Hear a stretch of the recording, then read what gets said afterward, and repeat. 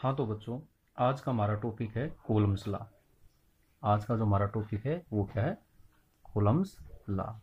इससे पहले मैंने आपको ये बता दिया था भाई, कोई भी दो चार्ज क्या कोई भी दो चार्ज कौन से, या तो पॉजिटिव पॉजिटिव या फिर बेटा क्या नेगेटिव नेगेटिव, ये एक दूसरे को क्या करेंगे? रिपेल करेंगे। इसके बेटा दूसरी प्रॉपर्टी जो मैंने बताई थी, वो प्रॉपर्टी क्या बताई थी भाई?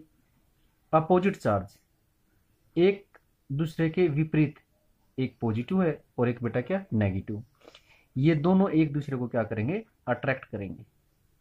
अगर दोनों प्रॉपर्टी को कंबाइन करें तो हमारे पास रिजल्ट आ गया था। वो रिजल्ट क्या था भाई? There is a force between two charges, और उस फोर्स को बेटा हमने नाम दिया था इलेक्ट्रोस्टैटिक फोर्स। क्या नाम दिया था? Electrostatic force. एक ऐसा फोर्स जिसके अंदर कोई भी दो चार्ज एक दूसरे को या तो अट्रैक्ट करेंगे या फिर क्या करेंगे? रिपेल करेंगे। ऐसी फोर्स को नाम दिया था बेटा क्या? इलेक्ट्रोस्टैटिक फोर्स, जो कि हमने पिछले चैप्टर के अंदर या पिछली वीडियो के अंदर डिस्कस कर लिया था। आज हम डिस्कस करेंगे ये इलेक्ट्रोस्टैटिक फोर्स किन किन फैक्टर पर डिपेंड करता है। तो उसके लिए बेटा कूलम ने अपना एक नियम बनाया और उसको बेटा नाम दिया कूलम्स लॉ। कूलम ने क्या किया? कूलम ने बेटा दो बॉडी कंसीडर की, एक बॉडी ए और दूसरी बॉडी बेटा क्या बी। सपोज करो बेटा ए पर उसने कितना चार्ज दिया? Q1, और बी पर उसने चार्ज दिया बेटा कितना? Q2। हम जानते हैं दो चार्ज बॉडी एक दूसरे को या तो अट्रैक्ट करेंगे या फिर क्या करेंगे? रिपेल करेंगे। ये जो अट्रैक्शन है और ये रिपल्सन है, ये फाइंड आउट करेंगे बेटा किसके अकॉर्डिंग? कूलम लॉ के अकॉर्डिंग। तो कूलम ने क्या किया? दोनों बॉडी को चार्ज दिया बेटा Q1 और Q2, और उनके बीच की सेपरेशन कंसीडर की बेटा कितनी? R।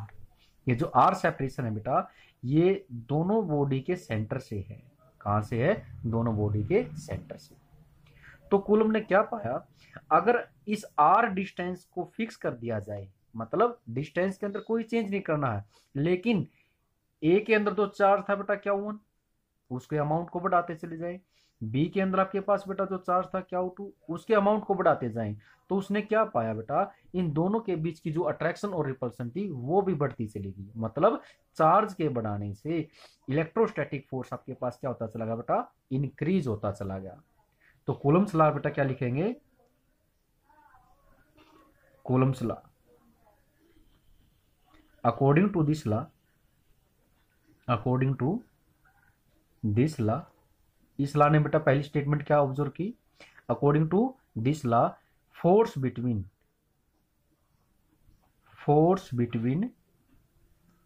टू चार्जेज डिपेंड, या फिर ये लिखो directly proportional to product of charges. तो हम लिख सकते हैं बेटा F directly proportional to Q1 and Q2। तो जितना आपके पास अमाउंट ऑफ चार्ज बढ़ेगा उतनी ही ज्यादा क्या होती जाएगी? फोर्स बढ़ती चली जाएगी।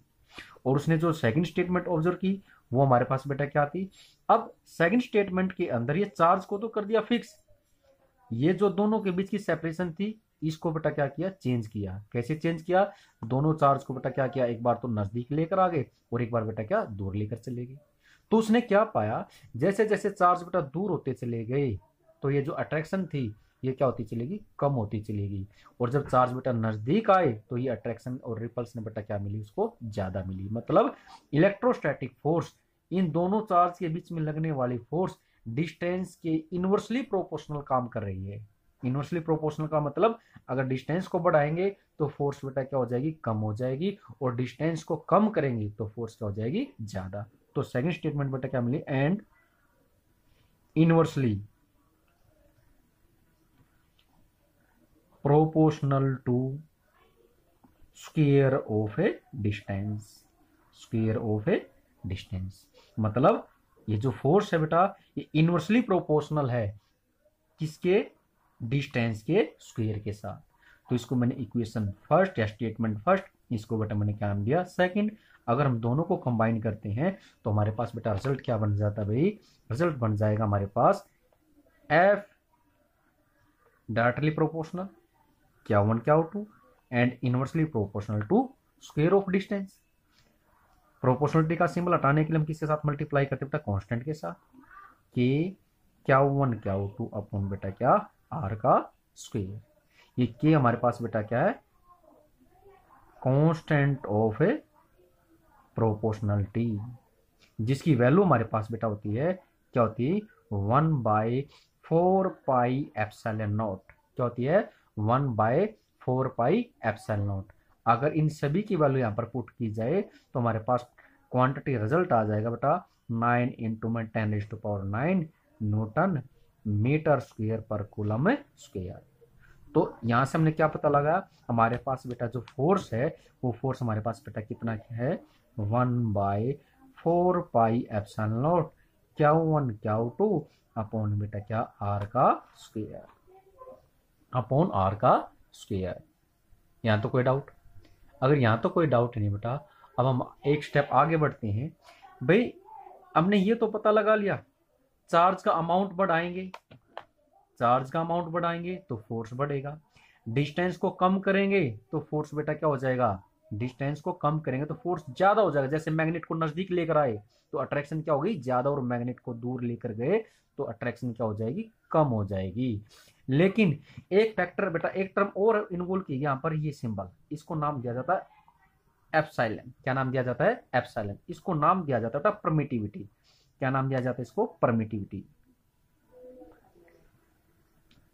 परमिटिविटी, इस परमिटिविटी के बारे में समझेंगे, ये परमिटिविटी है क्या। परमिटिविटी के बारे में आप लोगों ने समझना है, जानना है। परमिटिविटी आपके पास क्या है, एक मीडियम के पास वो स्ट्रेंथ जिसकी वजह से कोई भी दो चार्ज एक दूसरे को या तो अट्रैक्ट करेंगे या क्या करेंगे, रिपेल करेंगे।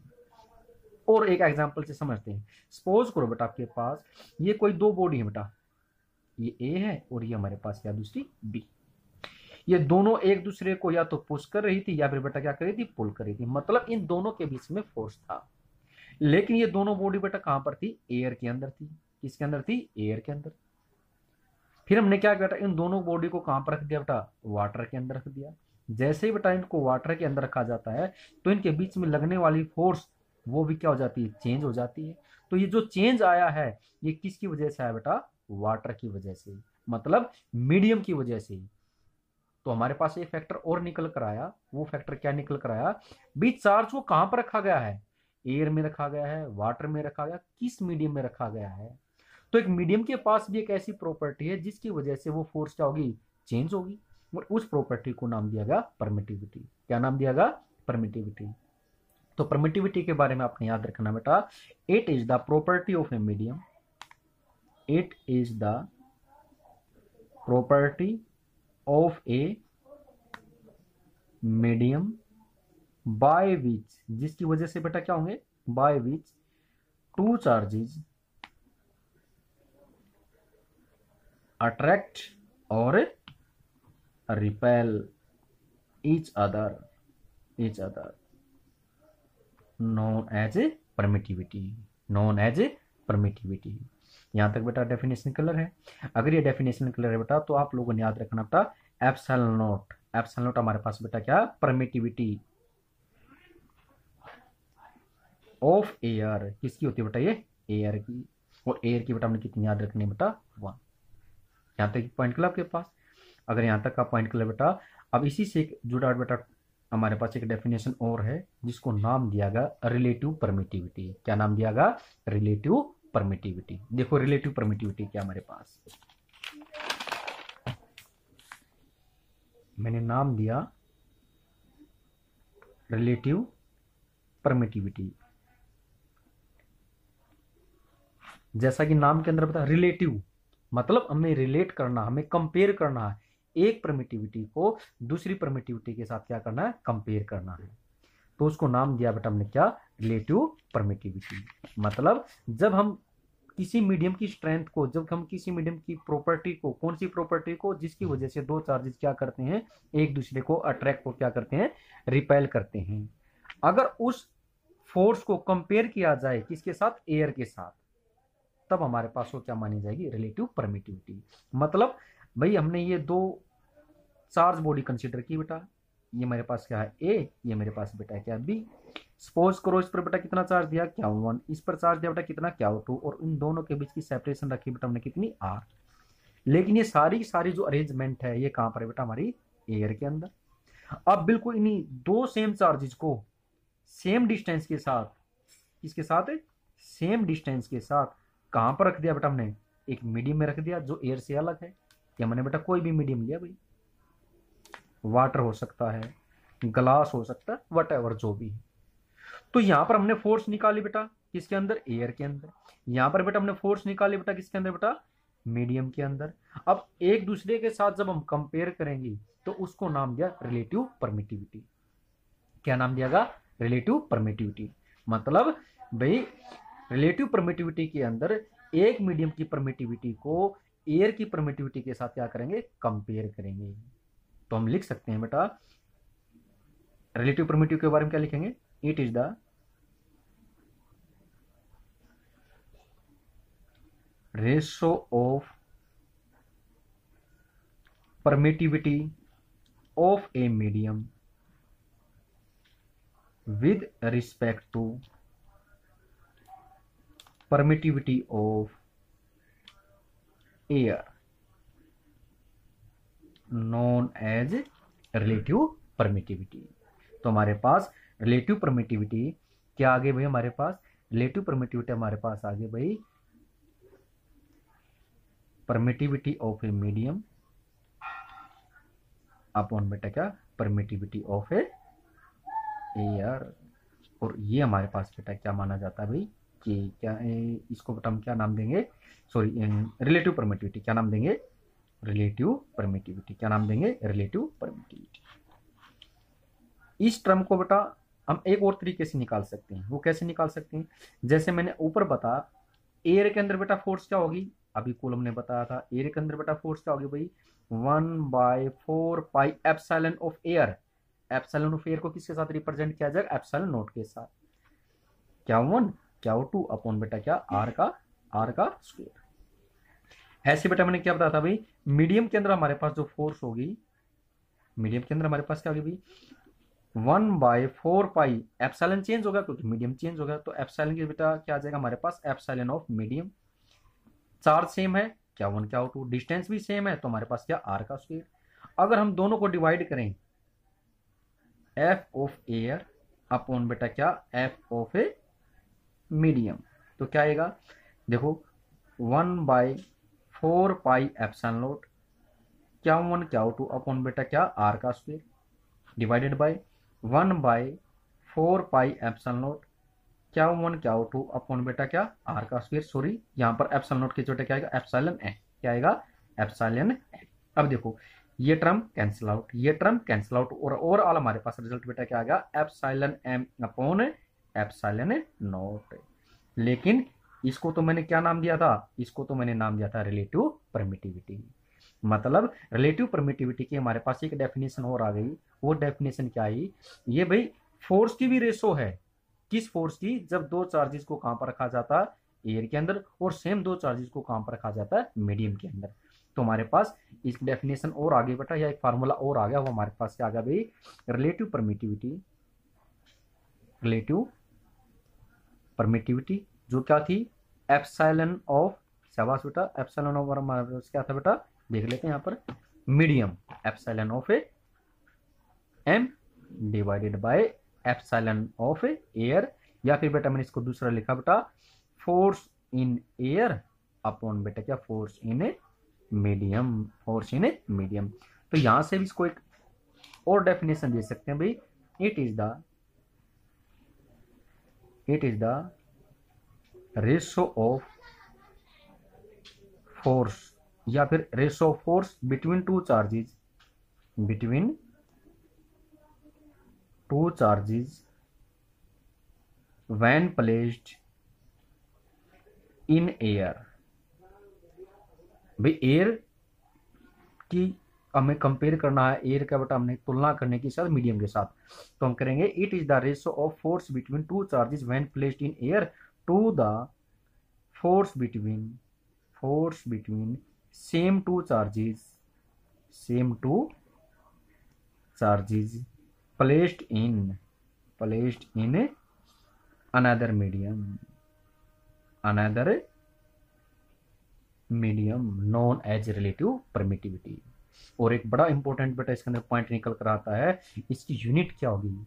देखो जैसे मैंने आपको यहाँ पर बताया बेटा, रिलेटिव परमिटिविटी आपके पास जो फार्मूला बेटा क्या, फोर्स अपॉन बेटा फोर्स, और हम जानते हैं फोर्स यूनिट बेटा क्या, न्यूटन कैंसल आउट। तो आपके पास एक कैसी क्वांटिटी है, यूनिटलेस क्वांटिटी है। कैसी क्वांटिटी है, यूनिटलेस। कैसी क्वांटिटी हमारे पास ये, यूनिटलेस क्वांटिटी।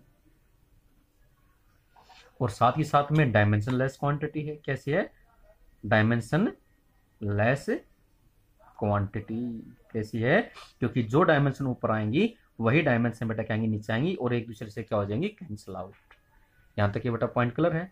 अगर यहां तक आपका पॉइंट क्लियर है, अब हम बेटा नेक्स्ट वीडियो के अंदर करेंगे क्या, vector form of Coulomb's law. क्या करेंगे, vector form of Coulomb's law. क्योंकि बेटा हम जानते हैं फोर्स आपके पास कैसी क्वांटिटी है, वेक्टर क्वांटिटी है। ये तो मैंने उसका क्या बताया, सिर्फ मैग्नीट्यूड बताया। मैग्नीट्यूड का मतलब अमाउंट, दो चार्ज के बीच में कितनी फोर्स लगेगी, कि Q1 Q2 अपॉन बेटा क्या R का स्क्वायर। ये तो क्या है, मैग्नीट्यूड है। अब हम करेंगे इसी कूलम लॉ को बेटा किस फॉर्म में, वेक्टर फॉर्म में। आप इसकी प्रैक्टिस करेंगे और बेटा नेक्स्ट वीडियो के अंदर हम क्या करेंगे, वेक्टर फॉर्म। थैंक यू बेटा। हाँ तो बच्चों, आज का हमारा टॉपिक है कूलम्स लॉ। आज का जो हमारा टॉपिक है वो क्या है, कूलम्स लॉ। इससे पहले मैंने आपको ये बता दिया था भाई, कोई भी दो चार्ज क्या, कोई भी दो चार्ज कौन से, या तो पॉजिटिव या फिर बेटा क्या, नेगेटिव, ये एक दूसरे को क्या करेंगे, रिपेल करेंगे। इसके बेटा दूसरी प्रॉपर्टी जो मैंने बताई थी, वो प्रॉपर्टी क्या बताई थी भाई, अपोजिट चार्ज एक दूसरे के विपरीत, एक पॉजिटिव है और एक बेटा क्या, नेगेटिव, ये दोनों एक दूसरे को क्या करेंगे, अट्रैक्ट करेंगे। अगर दोनों प्रॉपर्टी को कंबाइन करें तो हमारे पास रिजल्ट आ गया था। वो रिजल्ट क्या था भाई, there is a force between two charges, और उस फोर्स को बेटा हमने नाम दिया था इलेक्ट्रोस्टैटिक फोर्स। क्या नाम दिया था, इलेक्ट्रोस्टैटिक फोर्स। एक ऐसा फोर्स जिसके अंदर कोई भी दो चार्ज एक दूसरे को या तो अट्रैक्ट करेंगे या फिर क्या करेंगे, रिपेल करेंगे। ऐसी फोर्स को नाम दिया था बेटा क्या, इलेक्ट्रोस्टैटिक फोर्स, जो कि हमने पिछले चैप्टर के अंदर या पिछले वीडियो के अंदर डिस्कस कर लिया था। आज हम डिस्कस करेंगे ये इलेक्ट्रोस्टैटिक फोर्स किन किन फैक्टर पर डिपेंड करता है। तो उसके लिए बेटा कूलम ने अपना एक नियम बनाया और उसको बेटा नाम दिया कूलम्स लॉ। कूलम ने क्या किया, कूलम ने बेटा दो बॉडी कंसीडर की, एक बॉडी ए और दूसरी बॉडी बेटा क्या, बी। सपोज करो बेटा ए पर उसने कितना चार्ज दिया, Q1, और बी पर उसने चार्ज दिया बेटा कितना, Q2। हम जानते हैं दो चार्ज बॉडी एक दूसरे को या तो अट्रैक्ट करेंगे या फिर क्या करेंगे, रिपेल करेंगे। ये जो अट्रैक्शन है और ये रिपल्सन है, ये फाइंड आउट करेंगे बेटा किसके अकॉर्डिंग, कूलम लॉ के अकॉर्डिंग। तो कूलम ने क्या किया, दोनों बॉडी को चार्ज दिया बेटा Q1 और Q2, और उनके बीच की सेपरेशन कंसीडर की बेटा कितनी, R। ये जो R सेपरेशन है बेटा, ये दोनों बॉडी के सेंटर से है। कहां से है, दोनों बॉडी के सेंटर से। तो कूलम ने क्या पाया, अगर इस R डिस्टेंस को फिक्स कर दिया जाए, मतलब डिस्टेंस के अंदर कोई चेंज नहीं करना है, लेकिन ए के अंदर तो चार्ज था बेटा Q1, उसके अमाउंट को बढ़ाते चले जाए। बी के अंदर आपके पास बेटा जो चार्ज था Q2, उसके अमाउंट को बढ़ाते जाएं। तो उसने क्या पाया बेटा, इन दोनों के बीच की जो अट्रैक्शन और रिपल्सन थी वो भी बढ़ती चलेगी। मतलब चार्ज के बढ़ाने से इलेक्ट्रोस्टैटिक फोर्स आपके पास क्या होता चला गया बेटा, इंक्रीज होता चला गया। तो कूलम्स लॉ बेटा क्या लिखेंगे, Coulomb's law, according to this law, according to this law, इस लॉ ने बेटा पहली स्टेटमेंट क्या ऑब्जर्व की, according to this law force between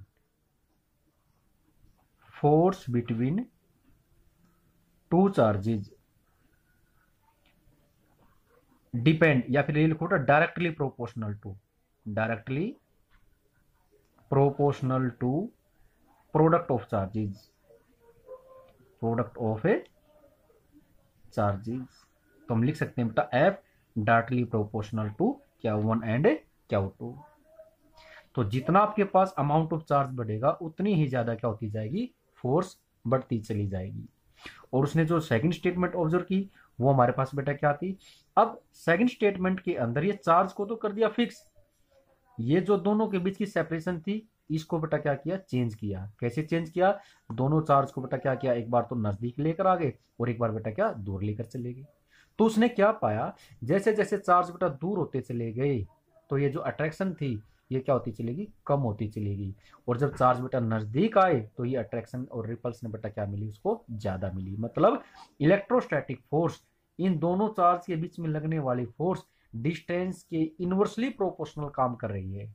inversely proportional का मतलब अगर डिस्टेंस को बढ़ाएंगे तो फोर्स बेटा क्या हो जाएगी, कम हो जाएगी, और डिस्टेंस को कम करेंगे तो फोर्स क्या हो जाएगी, ज्यादा। तो सेकंड स्टेटमेंट बेटा क्या मिली, एंड इनवर्सली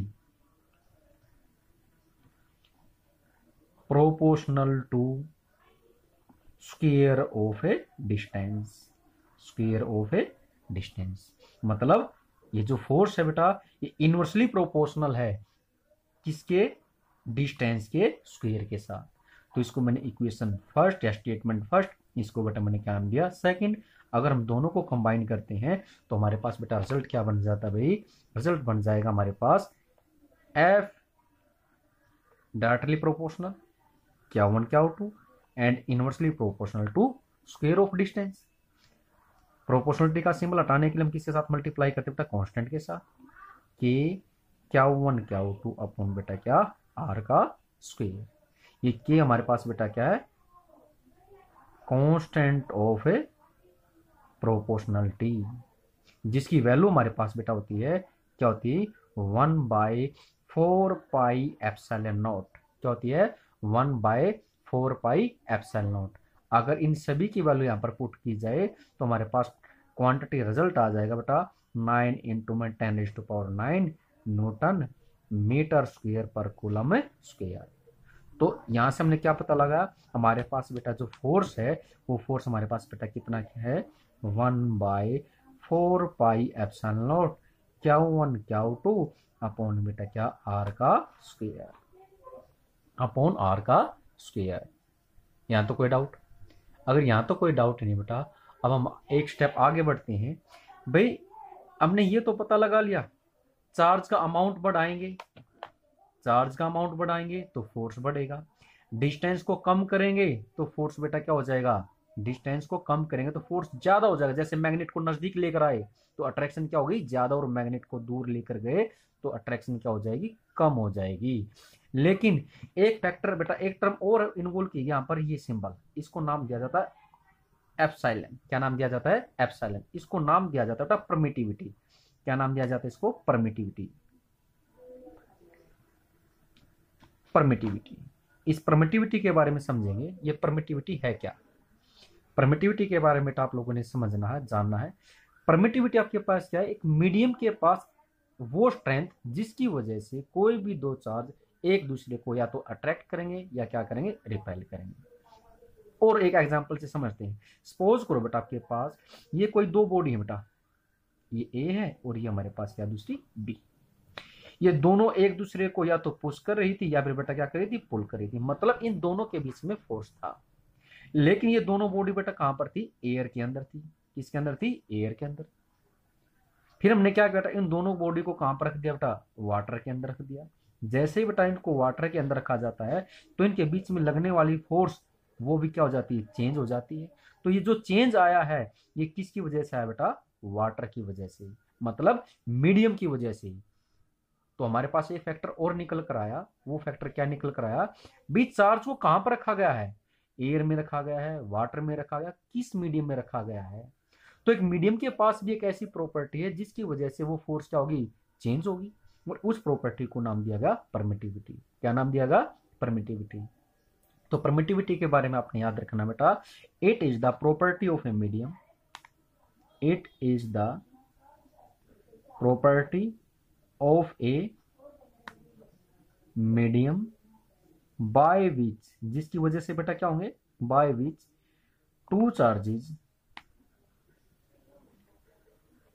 अट्रैक्ट और repel each other known as a permittivity, known as a permittivity। यहां तक बेटा डेफिनेशन क्लियर है। अगर ये डेफिनेशन क्लियर है बेटा तो आप लोगों ने याद रखना बेटा एप्सिलॉन नॉट, एप्सिलॉन नॉट हमारे पास बेटा क्या, परमिटिविटी ऑफ एयर, किसकी होती है बेटा, ये एयर की, और एयर की बेटा हमने कितनी याद रखनी है बेटा, 1। यहां तक पॉइंट क्लियर आपके पास। अगर यहां तक का पॉइंट क्लियर बेटा, अब इसी से जुड़ा बेटा हमारे पास एक डेफिनेशन और है जिसको नाम दिया गया रिलेटिव परमिटिविटी। क्या नाम दिया गया, रिलेटिव परमिटिविटी। देखो रिलेटिव परमिटिविटी क्या हमारे पास, मैंने नाम दिया रिलेटिव परमिटिविटी। जैसा कि नाम के अंदर बता रिलेटिव, मतलब हमें रिलेट करना, हमें कंपेयर करना है, एक परमिटिविटी को दूसरी परमिटिविटी के साथ क्या करना है, कंपेयर करना है। तो उसको नाम दिया बेटा हमने क्या, रिलेटिव परमिटिविटी। मतलब जब हम किसी मीडियम की स्ट्रेंथ को, जब हम किसी मीडियम की प्रॉपर्टी को, कौन सी प्रॉपर्टी को, जिसकी वजह से दो चार्जेस क्या करते हैं, एक दूसरे को अट्रैक्ट को क्या करते हैं, रिपेल करते हैं। अगर उस फोर्स को कंपेयर किया जाए किसके साथ, एयर के साथ, तब हमारे पास वो क्या मानी जाएगी, रिलेटिव परमिटिविटी। मतलब भाई हमने ये दो चार्ज बॉडी कंसीडर की बेटा, ये मेरे पास क्या है ए, ये मेरे पास बेटा है क्या बी। सपोज करो इस पर बेटा कितना चार्ज दिया, क्या 1, इस पर चार्ज दिया बेटा कितना, क्या 2, और इन दोनों के बीच की सेपरेशन रखी बेटा हमने कितनी, आर। लेकिन ये सारी सारी जो अरेंजमेंट है ये कहां पर है बेटा, हमारी एयर के अंदर। अब बिल्कुल इन्हीं दो सेम चार्जेस को सेम डिस्टेंस के साथ, किसके साथ है, सेम डिस्टेंस के साथ कहां पर रख दिया बेटा हमने, एक मीडियम में रख दिया जो एयर से अलग है। क्या मैंने बेटा कोई भी मीडियम लिया भाई, वाटर हो सकता है, ग्लास हो सकता है, वट एवर जो भी है। तो यहां पर हमने फोर्स निकाली बेटा किसके अंदर, एयर के अंदर। यहां पर बेटा हमने फोर्स निकाली बेटा किसके अंदर, बेटा मीडियम के अंदर। अब एक दूसरे के साथ जब हम कंपेयर करेंगे तो उसको नाम दिया रिलेटिव परमिटिविटी।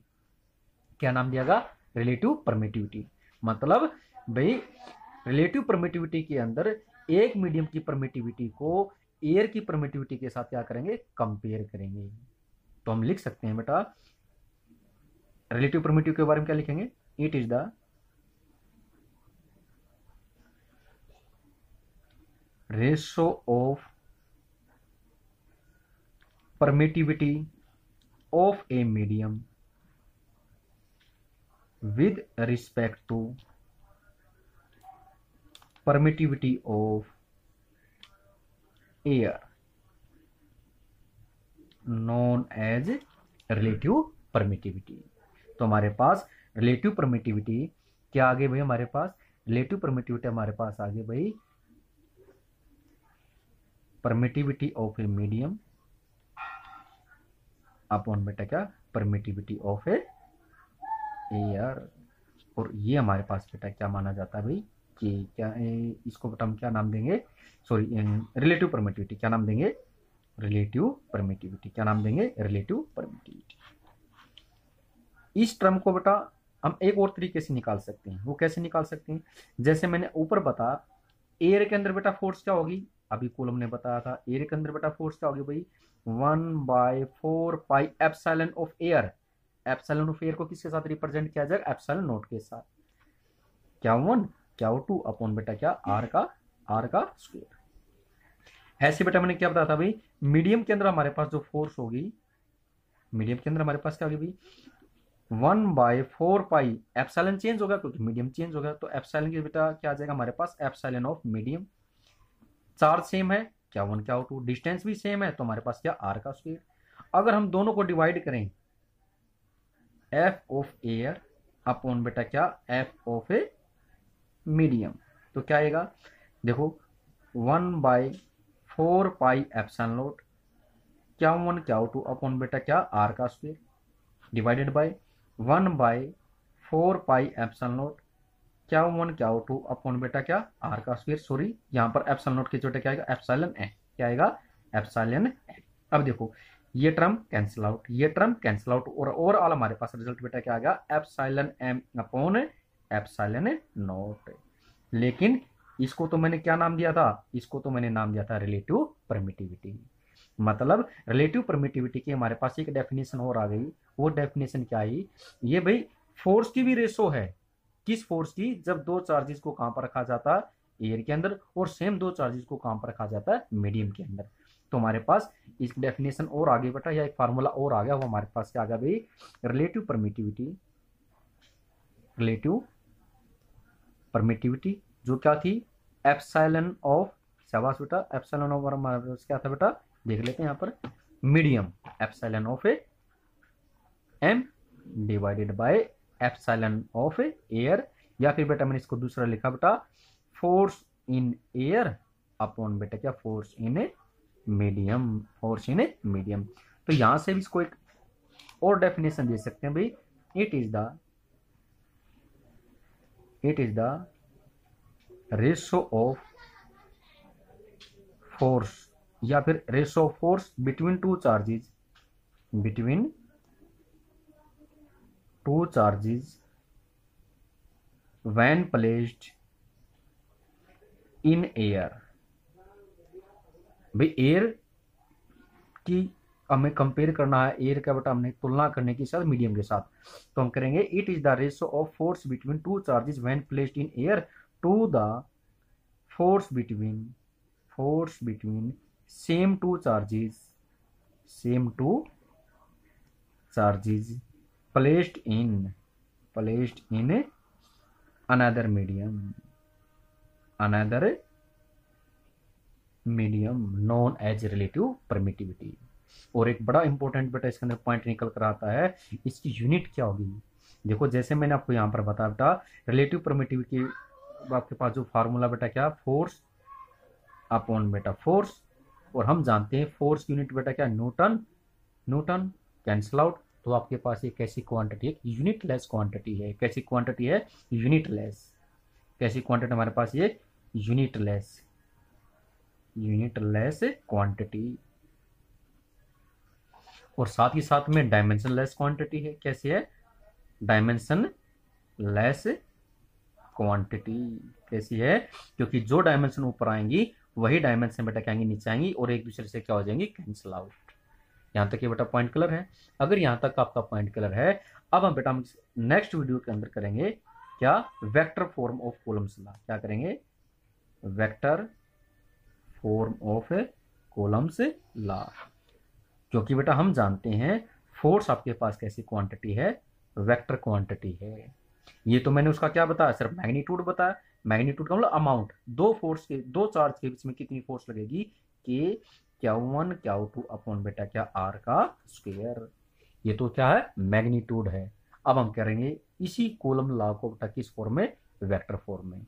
आप इसकी प्रैक्टिस करेंगे और बेटा नेक्स्ट वीडियो के अंदर हम क्या करेंगे वेक्टर फॉर्म। थैंक यू बेटा।